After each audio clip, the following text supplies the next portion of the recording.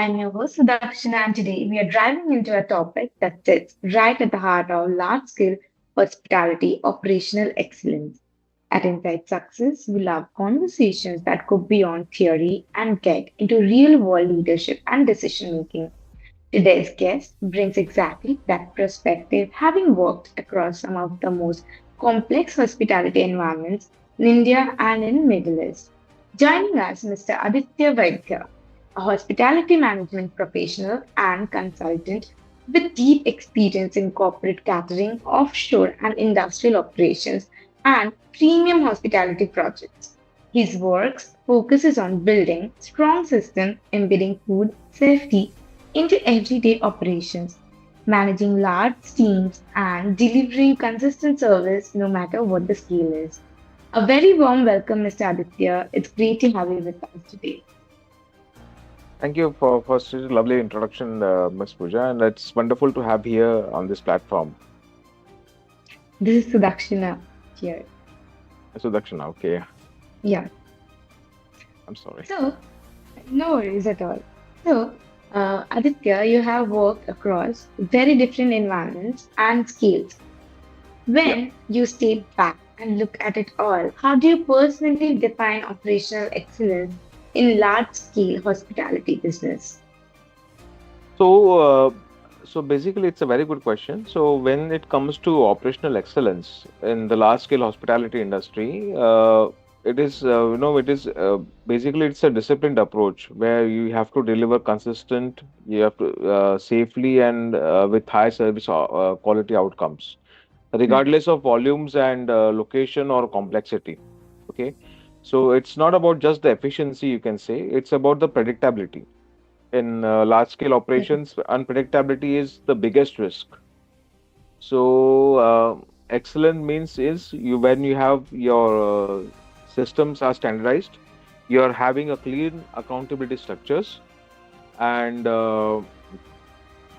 plus your decision making is all data driven, and plus you have a risk management which is very proactive, and we have a culture where ownership is taken at all the levels. So that is how the we drive excellence, operational excellence in the large scale hospitality environments. So when it comes to, for example, like I've worked in the offshore catering industry where the risk mitigations are very high, and so the safety becomes a imperative, not just a performance metric, because the environment is such a hostile environment. So the safety parameters are given number one priority when you are working in such kind of atmosphere. So now, for any organization, the true benchmark is can the system perform equally well at its best day if uh, in all the challenging situations. So, be it any environment for that matter, it is all about the systems, the approach, the things we are pursuing on day-to-day basis. So we have to go on that those parameters. So those will drive the operational excellence in the large scale environments. Correct. Correct. The idea of predictability really puts things into perspective. So let's talk about the structures that support it, right? So what kind of governance frameworks do you believe are essential to maintain consistency and compliance across multiple locations? Uh, very again a very good governance in hospitality balances the balances a very good compliance system with the commercial Mhm. viability. So when we are talking about the hospitality industry, the first and foremost thing is it's about the quality management systems, integrated QMS. So you should have good quality management systems. Your food safety systems should be based on HACCP, that is Hazard Analysis Critical Control Point systems, where your food preparations and food safety is priority when the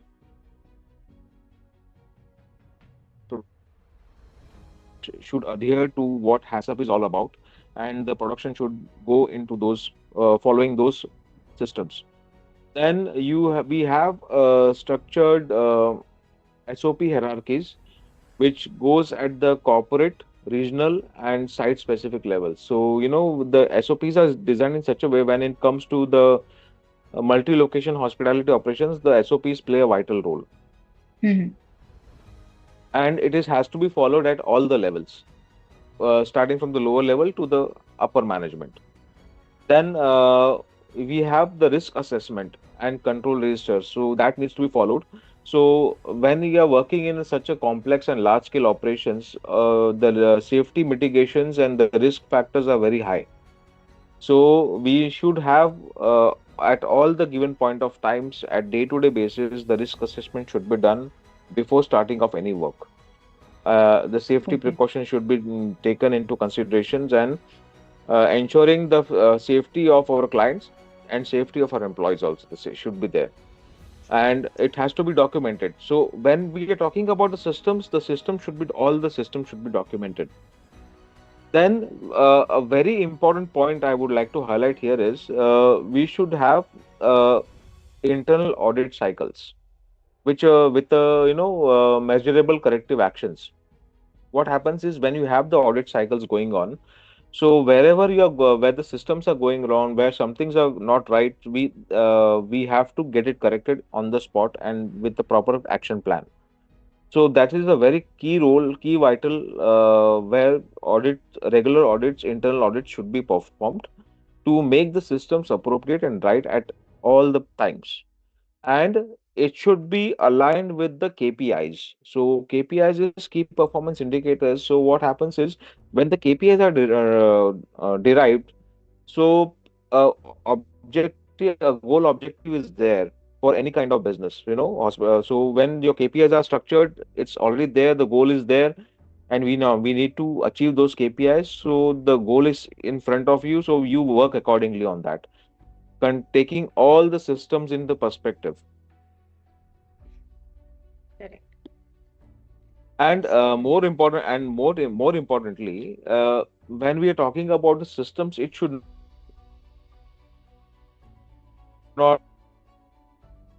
there on the ground as well. It should be visible on the ground.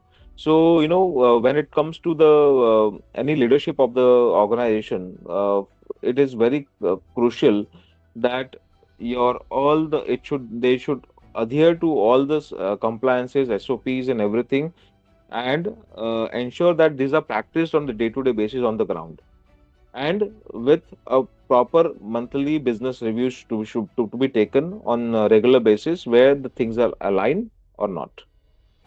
Absolutely. I think where one consistency should be non-negotiable is food safety. With that, Absolutely. food safety and regulatory compliance are central to our work, right? So, how Yeah. can leadership teams ensure that these are part of everyday operations rather than something people focus on only during audits?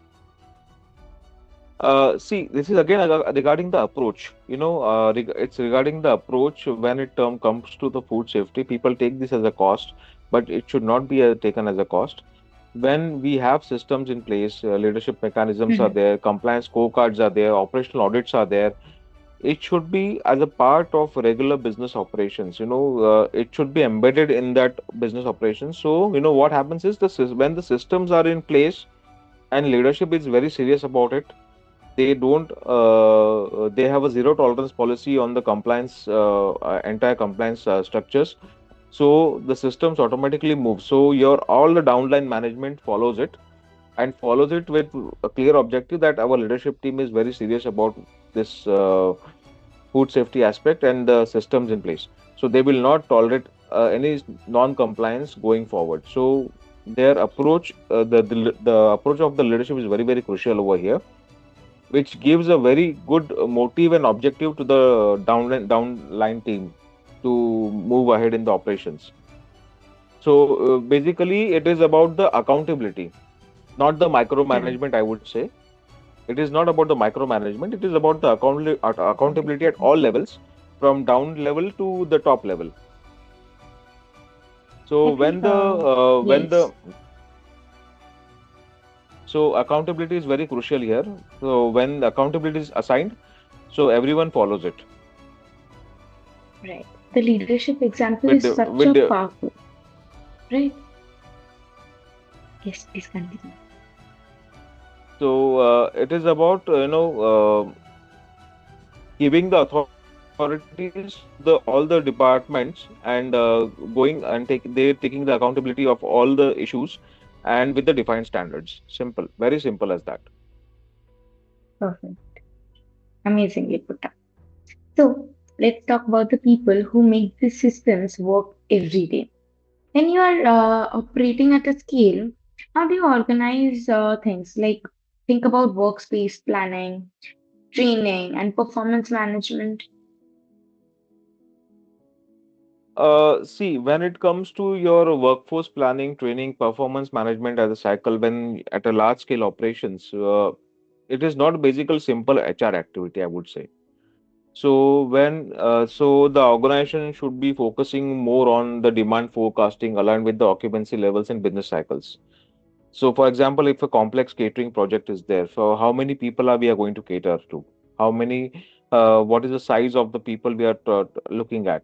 How much manpower is going to require? What kind of meal structures are there? And how much manpower will be required? So, forecasting is very crucial before starting or mobilizing any project. Then what kind of manpower we are looking at? So skill mapping is very important. So when it comes to the cooks, your stewards, your high-end chefs, your managers, assistant managers, your servers, for that matter. So all these skilled employees. And then when you talk about the unskilled employees, so it comes to your pot washers and all those things. So the skill metrics are very important, that we need to categorize into skilled and unskilled. So the mapping is very crucial over here, and cross training matrices also should be there. Then we should have a structured onboarding programs also should be practiced. So when an onboarding of an employee is done, a proper onboarding form to be filled up by the employees, and a proper system should be there before onboarding any employee. So background checks and everything should be done. Mhm. So what happens is, when you have a structured onboarding system, so what happens is, uh, first of all, you create a competence based performance evaluation. Okay, so there's a competition among the employees. The when anyone is performing well, who is performing not well, who is need to be given in the performance improvement plan. So this is very crucial when it comes to the high hospitality environment. Such structured manpower productivity ratios are very crucial, and a succession planning also should be given in that. So attrition risk analysis should be a part of the operational reviews when the operational reviews are happening at the sites.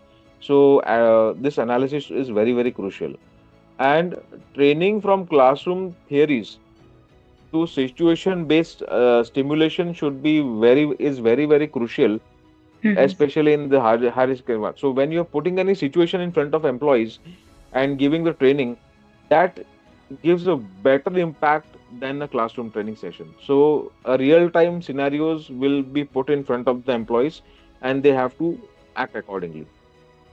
Per- Very simple. Perfect. So Mm. so this kind, if this kind of approach is there, so the productivity automatically comes very fast. That makes a lot of sense, especially in today's environment, right? From Yeah. your consulting experience, what early signs usually indicate that operational inefficiencies or service failures might be coming? So I repeat, should okay. I? Yes, You're please. fine. Yeah. You got the question? Yeah. Can you please repeat the question, please? Yes. What early signs usually indicate the operational inefficiencies or service failures might be coming? Okay, very good question. So, when it comes to the service failures or operational efficiencies, uh, these factors will be very crucial when we have a regular there are minor repeated guest complaints. Then you have increased rework in the kitchens, rising food wastage percentage, rising there is audit non-conformities in similar categories. Then you have higher supervisory dependency, then low staff engagement. So all this negligence, all these factors will uh, attribute to the service failures. These are very these are this is not happening overnight. Operational service failures doesn't happen overnight. It is building up slowly. So whatever the points I told, uh, whatever the points I told in right now, so those are the points that needs to be taken into day-to-day practices, where we should address the complaints. We should reduce the mistakes in the kitchen. We should reduce the food wastages. We should not have the non-conformities. You should not have high supervisory dependency. You're dependent on someone, Mm-hmm. and you should have, like, the staff engagement should be very much high, so on day to day basis. So what happens is, when you have a staff engagement, no, so there is very less risk of having an operation or service failure. When the communication is perfect, there is hardly any chance to have a service failure on that. Right, correctly said. So that's great reminder to see ahead of the issues. Now, question many leaders struggle with. How can Yeah. leaders standardize processes without losing the human touch that hospitality is known for? Oh, well, that's a wonderful question again. So here I would say that standardization should not be controlled at the back end. It should be personalized and defined at the front end, I would say. And your food safety, your procurement, your production planning, your inventory control, your training modules are the processes which must standardize to so the when we have this process is in a way where your guest interaction, your service tone, your experience design, it should be adaptable. Your food safety, procurement, production planning, inventory control, trading models are the key parameters of any food business. The key parameters. You cannot go wrong in this. You cannot go wrong in this. And if your SOPs are planned well, and frontline team focuses on adhering to all the SOPs, so the objectives are achieved, the guest experience is achieved, you know, then what happens is, like, they cannot go, if they follow SOP, they cannot go wrong. Number one.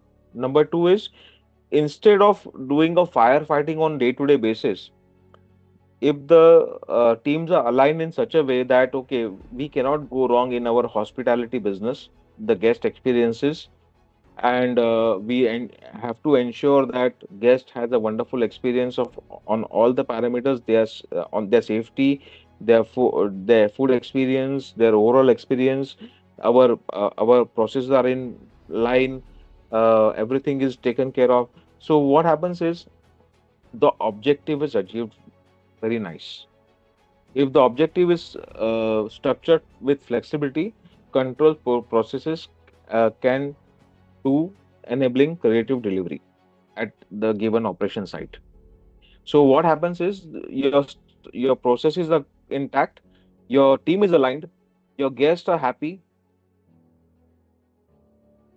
things go very smooth, and instead of firefighting on day-to-day basis. So that's why the systems are systems and SOPs are very crucial for any organization without any deviations. I think the balance is very important in that space as well. So, Yes. looking toward the future, what major Mhm. shifts do you see shaping corporate catering and managed hospitality services over the next coming 5 years? Okay. When it comes to the corporate catering and managed hospitality services, so the next 5 years will have three major shifts, I would say. Three major shifts that we will have. Number one is the digitization and the data integration. So when I talk about the digitization and data integration, so IoT based monitoring will happen, AI driven Mm, forecasting will take place, digital audits will take place instead of manual audits. Integrated ERP systems will redefine the operational transparency. So ERP systems is emergency response plans. So that will redefine the operational transparency. So, and second thing is ESG and sustainability compliance. So waste, when it comes to ESG and energy sustainable governments, so it all talks about the how we are going to reduce the waste, how we are going to contribute to the energy sector. So energy optimization, then how we are going to sustainable procurement, how it will have a sustainable procurement from move from operational to mandatory. So all this, uh, uh, and the third part is the workforce transformation, I would say. The workforce transformation is so right now hospitality industry is facing a lot of labor shortages mm, right now. So how the automation in the food production will take place with the centralized kitchens and the machines and everything, having less dependency on the labor. So with the standardized production models, the recipes are standardized, the mechanism it's automated. So what happens is, your due to the labor shortage in the sector, in the industry, we are not completely dependent on the people. We will automate the systems in place. So that is going to that these three things are going to have a major shifts in next 5 years. Organizations that integrate safety, technology into the core strategy, not as an add-ons, will lead the market. Very simple. mm, And additionally, client expectations in corporate catering will move beyond cost efficiency. Now, all this while the clients are were cost centric and all those things, but the mindset of the people has been changed. So instead mm, of cost efficiency, they have the budgets, but they want to have a experience led engagement. right. So any corporate for that matter, if you are going to give them good experience, then only we are going to sustain them for a long term. That was amazingly said. So, I think that was a really great, clear picture of what's ahead, right? So, before we Yeah. close, one final question.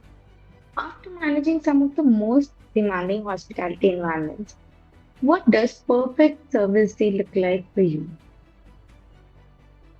uh, Basically there is no perfect service day, I would say. There is no perfect service day. So basically for me, any day where you have zero incidents, safety incidents, Mm-hmm. okay, there are no quality deviations, on time service delivery is there.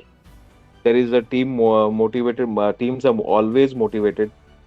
There Mm-hmm. you have a good positive client feedback, and your audits Mm-hmm. are clearly done and well documented.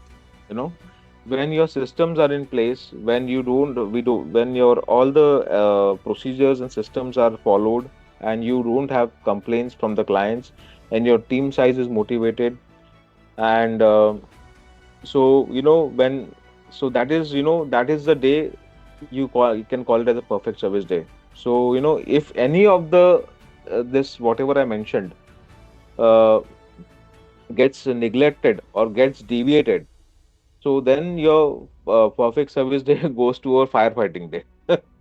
So in hospitality industry, you have to there is no chance of doing mistakes. So we are humans any which ways, Right. and so humans are tend to make mistakes, but you know making mistakes and getting it corrected on the spot makes sense, and sitting on it and then again doing firefighting for the next time doesn't make sense. So you have to have the systems, SOPs, team morale, uh, Positive client feedback.